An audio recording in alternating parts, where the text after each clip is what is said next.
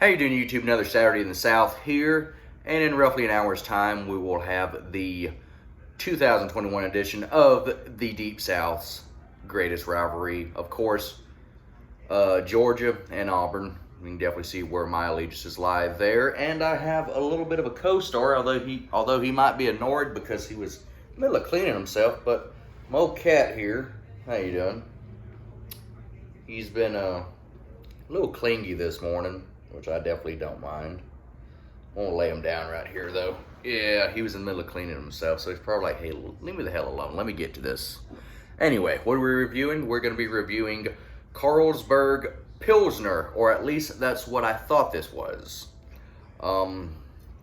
Anyway, like when I saw the six-pack at the liquor store, I saw, Carlsberg Pilsner, Elephant Pilsner. Oh, okay, whatever. Didn't think much about it. Just figured maybe their mascot's an elephant or something.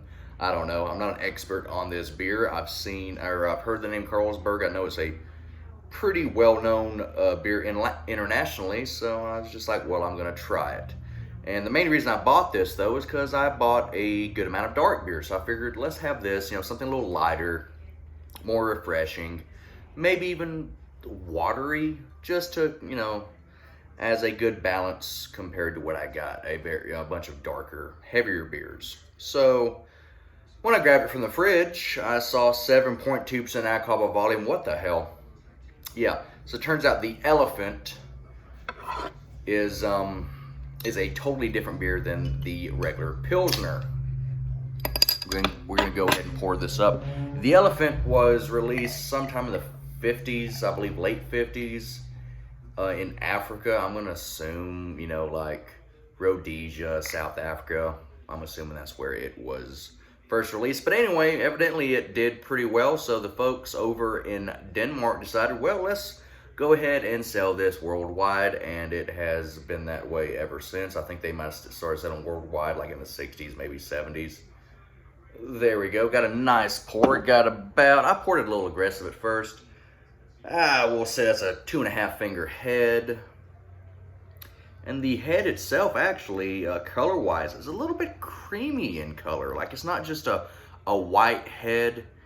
There's a little, it's off-white with a nice golden appearance, just an extremely beautiful beer. The top of the head here is nice and rocky. Looks very nice, and I can already tell you that it smells quite nice. I can already get wafts just by looking at it. Smells like a Euro lager. It has that breadiness, is very, very bready and very heavy as well. But not like, of course, not in like a roasted kind of way or anything like that. It just smells like a very heavy Euro lager. Or it smells like a Euro lager, but it's very heavy very pungent, I guess you could say. But yeah, you get that bread, you get a little skunky funk, just a little bit, nothing crazy. But yeah, just a very nice white bread smell with that little of a skunky funk. Overall, I'm definitely a fan. Kind of reminds me of like a boosted, like a Grolsch, but with a little more just punchy in the face going on. Definitely I'm a fan of the smell. It's a beautiful beer. Let's see how she tastes.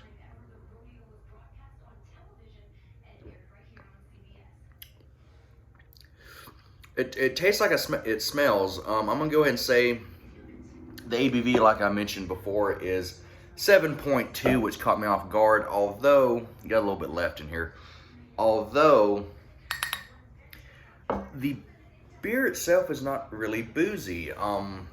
It's a little bitter on the back. You do have, of course, that kind of a white bread and white bread I can't even talk. White bread crust character going on. And that kind of lingers for a second, then transitions into that just nice bittering. The hops definitely doing its job. And the finish, making the finish bitter. And just kind of rounding it out. Overall, and I'm going to go ahead and apologize. I know I'm getting tongue-tied a lot right now. Not quite sure why that is. I'm definitely not camera shy. And thank God my friend here isn't camera shy either, but Mainly, thank God he's not on camera because he is just licking his balls like crazy. I think they're clean now, dude. You can calm down on that. Anywho, back to the beer. Overall, it's pretty much exactly what it is. I mean, what it's trying to be. It's a Euro lager that's just a little heavier. Uh, if we were in the United States now, or if this was made in the United States, they would call this good old malt licky.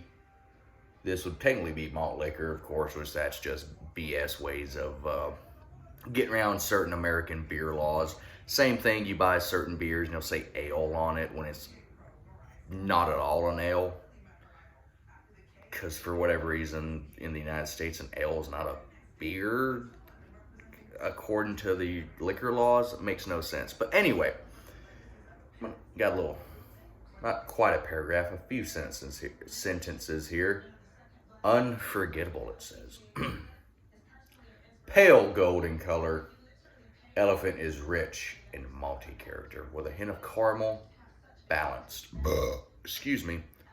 by a satisfyingly dry bitterness.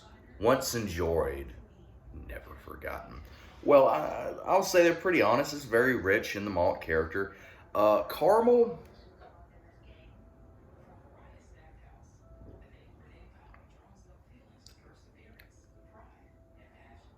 sure, actually, yeah. It's faint, but I could see where someone says there's like a little bit of a caramel note or a hint of caramel. And dry bitterness. Yeah, I could see if this was just straight malt with none of that Euro lager kind of hoppiness at the end going on, it would be a little bit long in the tooth when it comes to just the flavor sitting on your palate and just kind of weighing it down. I'm going to go ahead and light a Marlboro Red up here. I could see how some people wouldn't be a fan of that. However, the hops here definitely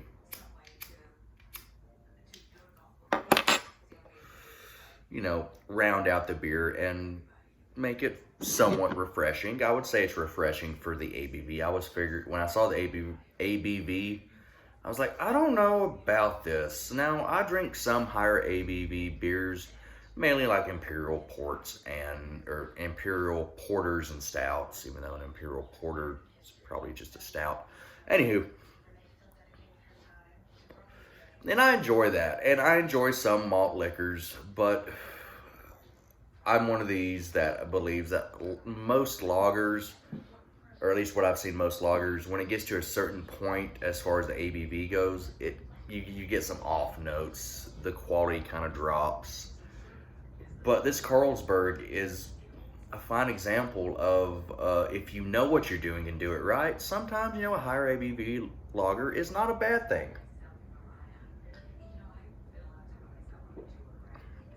Definitely a good example of a Euro pale lager.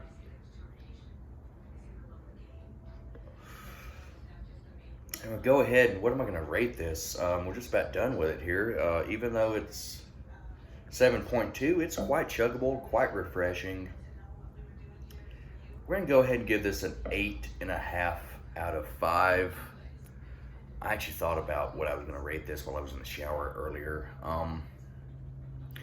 And I'm going to go ahead and just explain my rating system a little bit. I was thinking about it more. I'm thinking of it almost like if this was a test. In school, of course, at least at my school, you had, of course, F, which is anything below 70. Or in my case, since I use a scale of 1 to 10, or 0 to 10 if it's just god-awful. 7 is the equivalent to 70. Then you start with the B's, or, C, getting tongue-tied again. 70 to 79 is a C, 80 to 89 is a B, and then an A is 90 to 100. And I started thinking that in order for a beer to be passing, I would have to think that it would be something that I would order if I was at a restaurant. And say if a beer is a beer, if it's 90 or above, or 9.5, 10 up in there, that would be something if I see at a restaurant, I would immediately go, that's what I'm drinking. 80 to 89 is something that, like a Yingling or like a Sam Adams Boston Lager, where I see at a restaurant and I go, I'll probably get that more than likely, unless there's something here that I really want to try or that I haven't tried before. And then, you got your C grade, which is just like, I'm not crazy about it, but I'll buy it, I'll drink it, no issue with it. And then below that is something that I might get, or usually reserved to beers I get out of curiosity, like, and they turn out to be garbage, like the Earthquake, terrible. But I'm going to give this a very solid 8.5 out of 10. I will buy this again, and if I was at a restaurant, which I don't know of any restaurants around here that would serve this, I would definitely order this.